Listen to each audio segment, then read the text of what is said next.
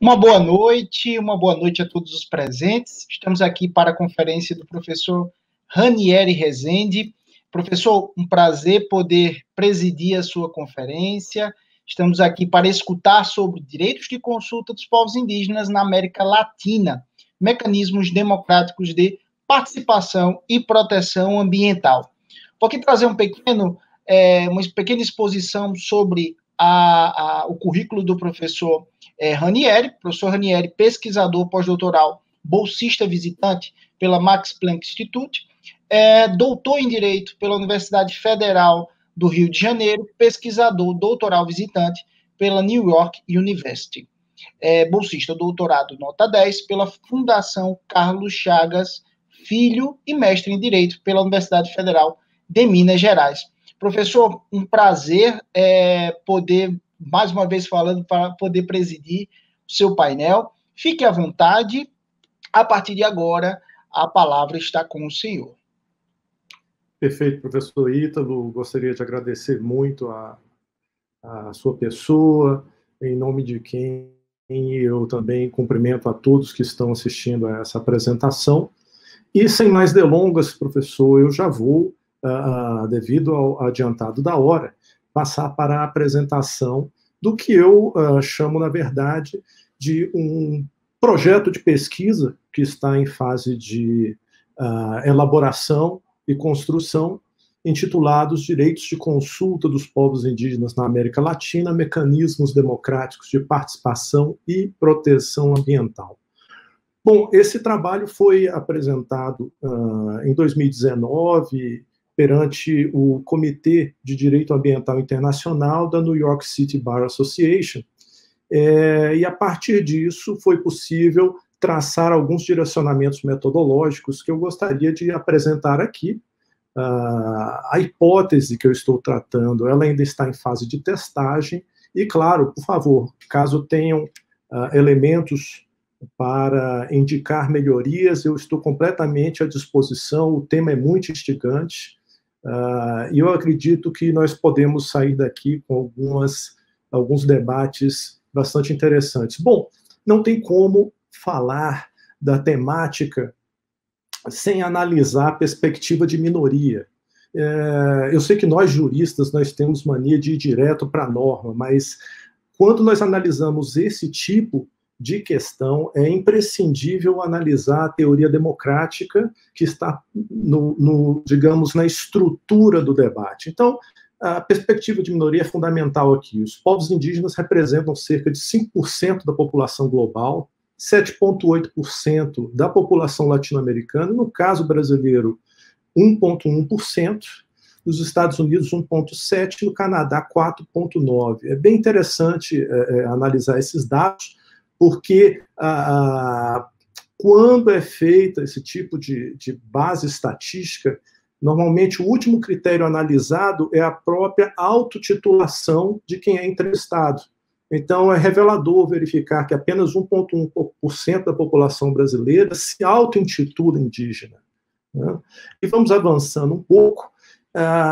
Dentro dessa perspectiva, um pouco de ciência política, é necessário analisar o tema das terras indígenas em contraposição à participação política deficitária dessas populações indígenas. Vamos analisar um pouquinho o caso brasileiro. As dimensões nacionais das terras indígenas. No Brasil, nós estamos aqui com uma representação de 13,7% de todo o território brasileiro, em diferentes fases do processo de reconhecimento estatal como terras indígenas. Então, veja a representação territorial disso. Vai ser importante nós confrontarmos esse dado com a baixíssima representação indígena no Congresso Nacional. Lembremos que essa temática sempre vai envolver legislação federal. E entre 1987 e 2018, em nenhuma legislatura nós tivemos deputado estadual indígena. Esse é um dado lançado pela própria Câmara dos Deputados. Então, veja que representativo. Temos 1,1% da população nacional, temos 13,7% de todo o território brasileiro e nós não temos nenhum deputado federal indígena em mais de 30 anos de legislatura na Câmara dos Deputados. Isso revela um desempoderamento muito grande dessa minoria indígena do ponto de vista da participação política. Então, nós temos a necessidade aqui de construir mecanismos de compensação democrática. E temos também, dentro da teoria democrática, compreender que um risco de arbítrio da maioria está sempre presente nesse tipo de discussão, por conta do risco de supressão de minorias, supressão de direitos, de faculdades jurídicas, de liberdades e também supressão da própria minoria. Com relação a esse risco, é fundamental que se criem mecanismos de compensação desse déficit de participação político-institucional. Nós temos 1,1% da população brasileira. Nós temos, de outro lado, um enorme território nacional envolvido com diversos interesses. Então, o que acontece, nós verificamos isso no mundo real, é um alto grau de violência com relação a essas comunidades indígenas e um desempoderamento, inclusive no sentido de extinguir as próprias comunidades indígenas e em vista de um interesse econômico nesses territórios. Então, o intuito é construir, por intermédio desses mecanismos, um veículo de proteção de minorias, com o aumento da carga de relevância política da vontade coletiva minoritária diretamente envolvida, ou seja, seria um contrapeso a essa vontade dessa maioria com relação a 1,1%, por exemplo, no caso brasileiro, ou em termos de mundo, 5%. Vamos avançar, então, para a delimitação conceitual, que é importante ser analisada aqui. Ou seja, o que são esses direitos de consulta? Eles compreendem o consentimento livre, prévio e informado, no tocante a qualquer iniciativa pública ou privada que possa afetá-los, assim como a efetiva participação nos respectivos processos decisórios. Ou seja, os direitos de consulta e o conceito que nós trabalhamos aqui se comunica com o próprio título. Não é um direito de consulta, são direitos de consulta, e não são direitos de consulta aos povos indígenas, como se esses direitos estivessem soltos sem uma titularidade específica. Não, a titularidade desse direito é dessas populações indígenas. Então, são direitos de consulta dos povos indígenas. É muito importante trazer esses conceitos para nós já irmos precisando quais são os sujeitos envolvidos. E aqui, 3 eixos temáticos que estão integrados, né, para analisar esse tipo de objeto, que são os direitos humanos, relacionando participação política e proteção de minorias. De outro lado, a proteção ambiental, que abrange tanto o meio ambiente natural quanto o meio ambiente cultural, porque no caso das comunidades indígenas, esses 2 meios ambientes estão interconectados e é impossível fazer uma separação sem um comprometimento ontológico do próprio conceito. E, claro, a perspectiva do direito internacional.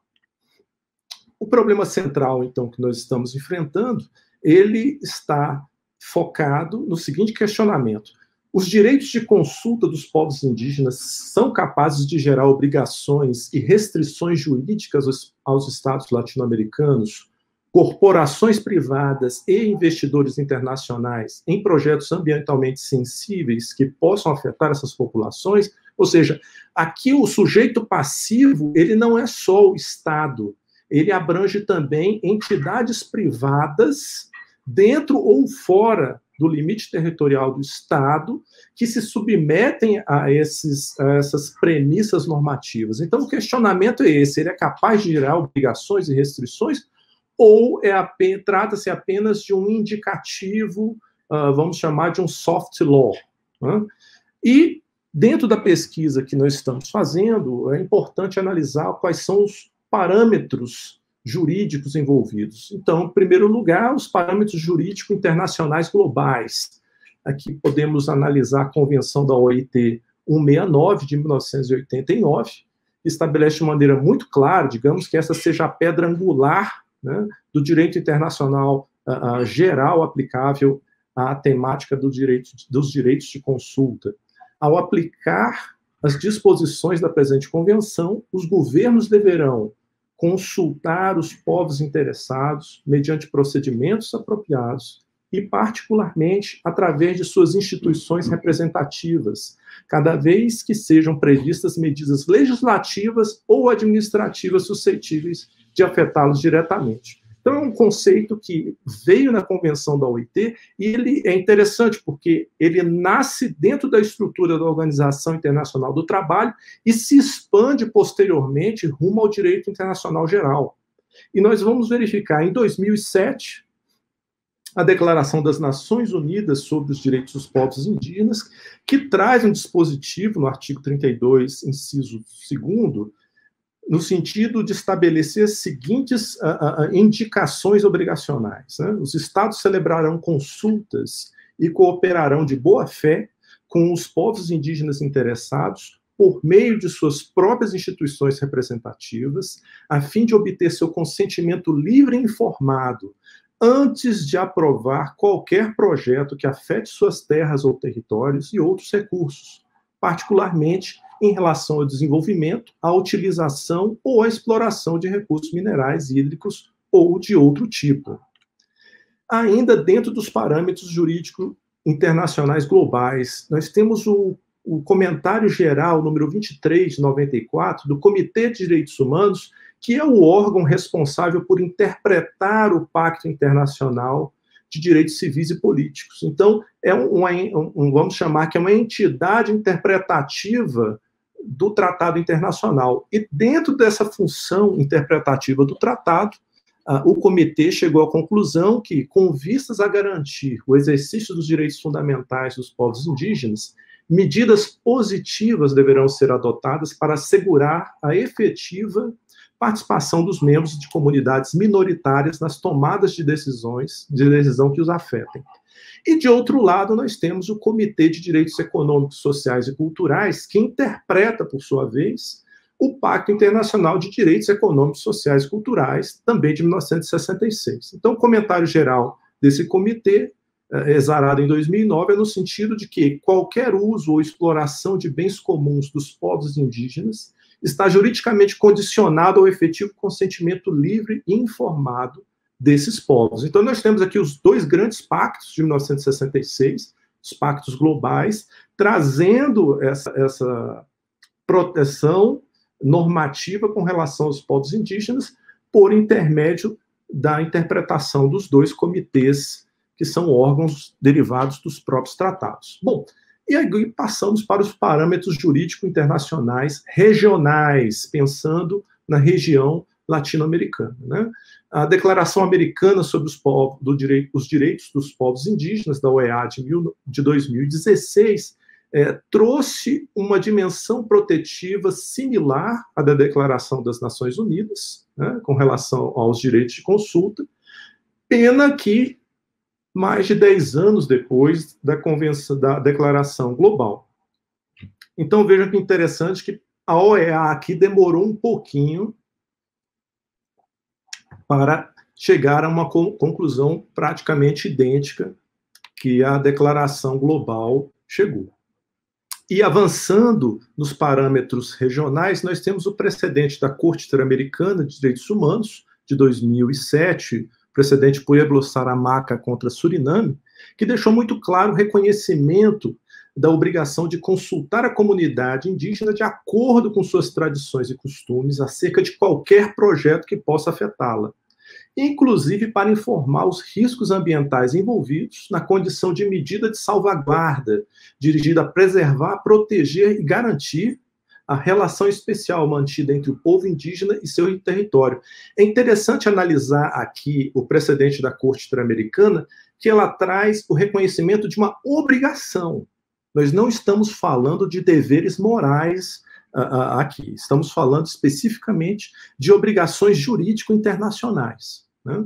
Avançando um pouco também dentro dos parâmetros do sistema interamericano, nós temos não vou chamar de precedente, mas nós temos um posicionamento da Comissão, né, Interamericana de Direitos Humanos, que é sediada em Washington, no caso, comunidades indígenas maias. Aqui, a comissão deixou muito claro o posicionamento que existe um mínimo que deve ser atendido pelos estados ao reconhecer que todos os membros da comunidade indígena devem ser ampla e satisfatoriamente informados acerca da natureza e das consequências do processo de tomada de decisão e que lhes seja ofertada a efetiva oportunidade de dele participar, seja individual, seja coletivamente. Então, compreendam que, dentro dessa perspectiva, o mote não é simplesmente facultar que esse direito de consulta ele seja, de alguma maneira, viabilizado de acordo com a discricionariedade dos estados que participam do sistema interamericano, mas sim que é uma obrigação que esses estados necessitam cumprir. Né? E é um destaque aqui também do posicionamento da Comissão Interamericana as concessões para exploração de recursos naturais em territórios indígenas. Né? Avançamos um pouco para os parâmetros jurídico-comparativos, aqui analisando o caso argentino, o caso boliviano, o caso Concerro Conpi, Argentina, na Argentina, em que esse precedente do contencioso administrativo reconheceu o caráter inconstitucional de uma lei que foi aprovada sem a prévia consulta indígena, ou seja, uma lei, um produto legislativo que, apesar de haver sido formalmente aprovado pelo parlamento, ele não foi previamente submetido à consulta indígena e, em razão disso, seria inconstitucional. Esse é um precedente muito interessante. E, em uma linha um pouco diversa, o Tribunal Constitucional Plurinacional da Bolívia reconheceu a constitucionalidade da lei, da retroatividade da lei que regulamentou o procedimento de consulta aplicável aos povos indígenas. Ou seja, é uma norma que se aproxima ao que nós chamamos de norma de ordem pública, e, em razão disso, ela é passível de retroagir em prol de promover uma proteção maior dos direitos humanos. Avançando um pouco mais, nós temos o caso chileno e o caso guatemalteco, que a Corte Suprema de Justiça do Chile reconheceu a proteção especial aplicável aos cursos d'água próximos a terras indígenas, ainda que se situem fora do correspondente território. Veja que interessante.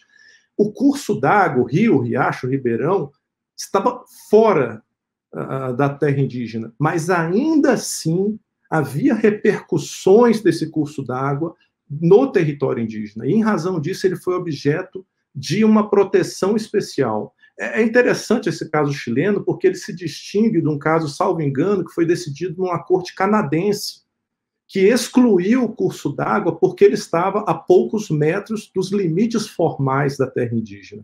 Então, aqui esse formalismo, ele vai ser, de alguma maneira, sopesado com os dados de realidade, com vistas a promover uma proteção mais efetiva. Né?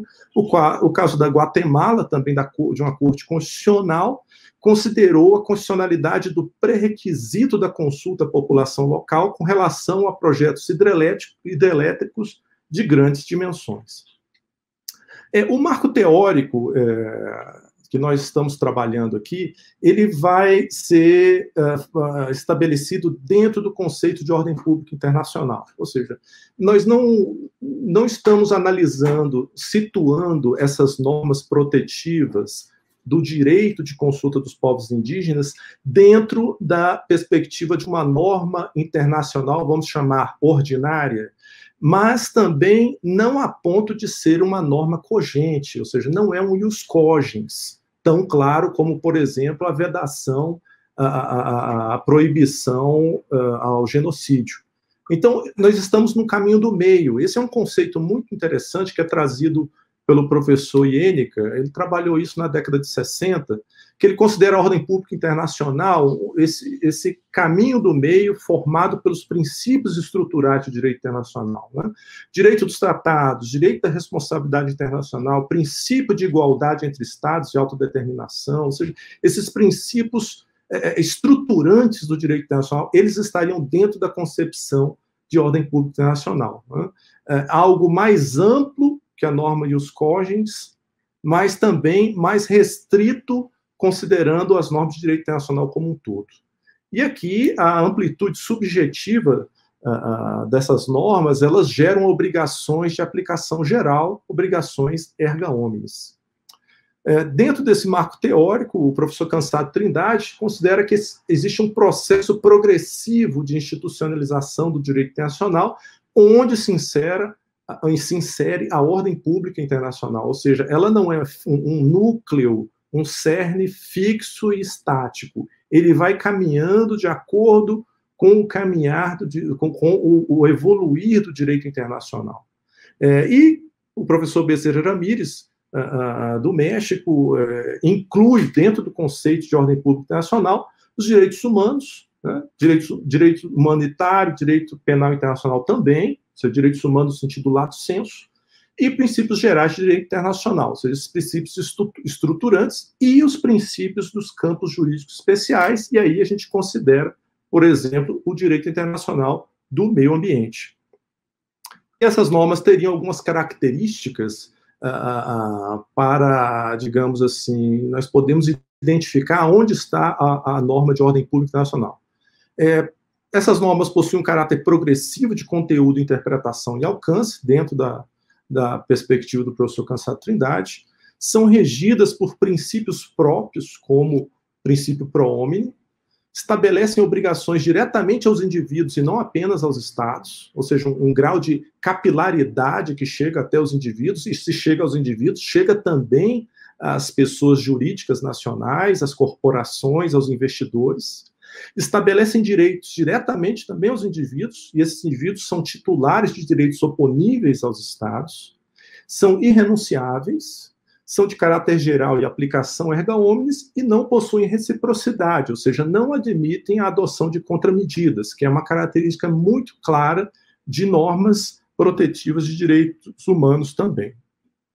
Bom, a hipótese sobre testagem aqui, e eu já estou caminhando para o final, é uma resposta provisória para o problema, que é o seguinte: os direitos de consulta dos povos indígenas constituem parte da ordem pública internacional de amplitude regional, aplicável à América Latina, razão pela qual são oponíveis aos estados latino-americanos, corporações privadas e investidores internacionais. Então, essa é uma resposta provisória, ela ainda está sendo objeto de testagem, nós estamos ainda aprofundando essa pesquisa para confirmar se essa hipótese pode ser considerada uma resposta definitiva a partir das premissas que foram adotadas nesse projeto. Então, eu gostaria só de fechar com uma consideração rápida.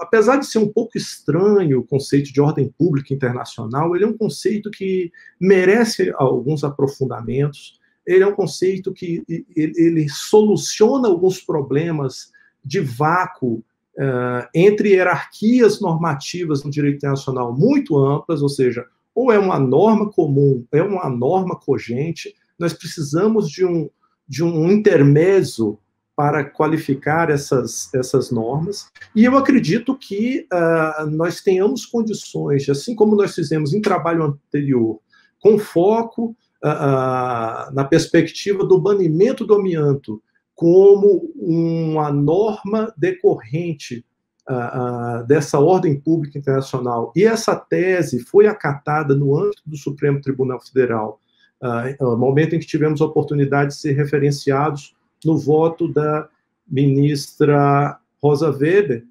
precedente da ADIM 4066 e da ADIM 3407, esse conceito de ordem pública internacional soluciona alguns problemas para que nós possamos compreender e inserir algumas premissas normativas que não necessariamente estejam tão longe quanto o ius cogens, mas também não perto quanto uma norma simplesmente regulamentadora de técnicas jurídico-internacionais.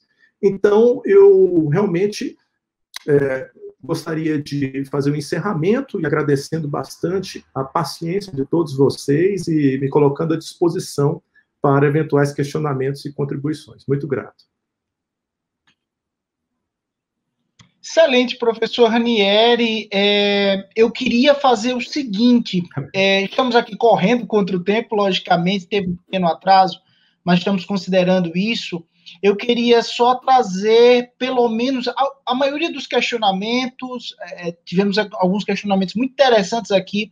O AC Moreira, por exemplo, está falando, deu uma boa tarde desde Mar del Plata, colocou o seguinte, e eu acredito que temos um ponto aqui a ser debatido. Considera que a entrada em vigor do Acordo de Escazú pode modificar o estado da situação no Brasil e o quão provável é a ratificação a ser feita pelo Brasil. Acredito que essa pergunta é interessante do AC Moreira. E também aqui, professor, queria também dispor de uma observação colocada pela Lina Gonzalez. O Tiago Rocha fez uma pergunta também muito interessante quanto à efetivação. Talvez puder puxar um pouco a liga geral dessas perguntas, pode ser que a gente resolva um pouco sobre isso. E a Lina faz uma disposição justamente falando o quanto o direito nacional, o quanto realmente a consulta prévia, ela não consegue aqui estabelecer-se de modo abrangente bastante para as necessidades da população indígena. E também aqui, só para finalização, de verdade, uma última pergunta do AC Moreira, se é possível falar de uma ordem pública regional olhando para o sistema interamericano. Então, professor, mil desculpas, se possível aqui fazer uma consolidação, as perguntas foram sensacionais, então eu queria realmente agradecer as perguntas do AC Moreira, da Lina Gonzalez, todos os presentes, do Tiago Rocha também, e fica à disposição do professor Ranieri. Perfeito, professor Ítalo.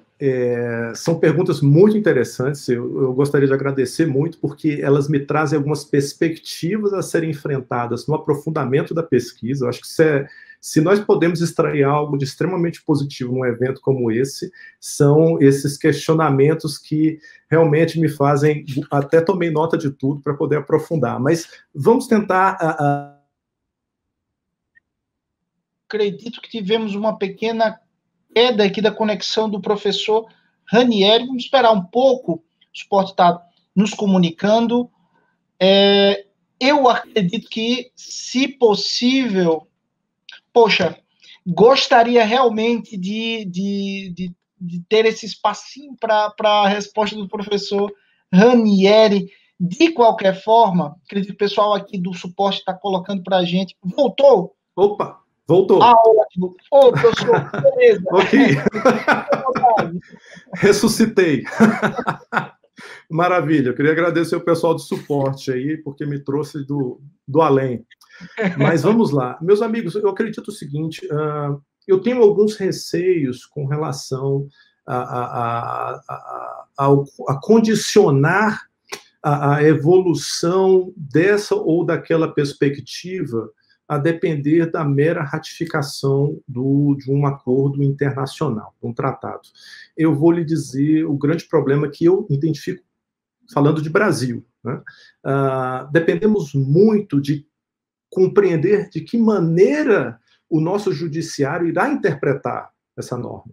Porque vamos analisar, por exemplo, a questão do amianto, que nós já tínhamos uma convenção da OIT que trazia sérias vedações ao amianto, isso desde a década de 80.